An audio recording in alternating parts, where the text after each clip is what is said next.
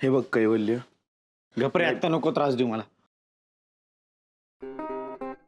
काय चल काय काय काय- कैवल्य प्लीज आता असं नको बोलू की तू स्वयंपाक करतोय हं? हो मी शिरा बनवतोय. शिरा कुठे कुठे शिरा कुठे? हे काय आशू? हा शिरा आहे. हो अरे काय काय आफ्रिकेचा शिरा आहे का का चायनीज आहे? अजिनोमोटो वगैरे टाकले ते काय आहे ते? कलर कसा आलाय त्याला?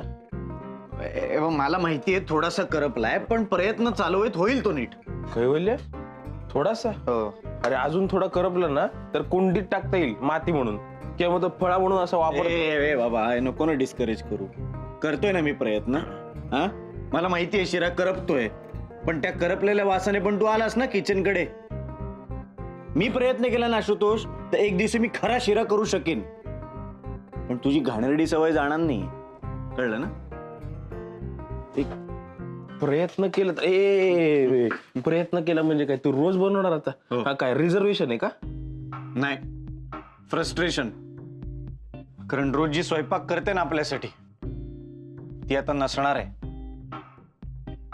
ताई आपण अकोल्याला गेल्यानंतर ती आईबाबांना सगळं खरं सांगणार आहे आणि मग कदाचित तिथेच राहील ती कायमची. मग काय फक्त करपलेला शिरा आणि ताज्या आठवणी. बरोबर आहे. ती तुमच्या सोबत परत येणार नाही ना? तुमच्या सोबत नाही आपल्या सोबत.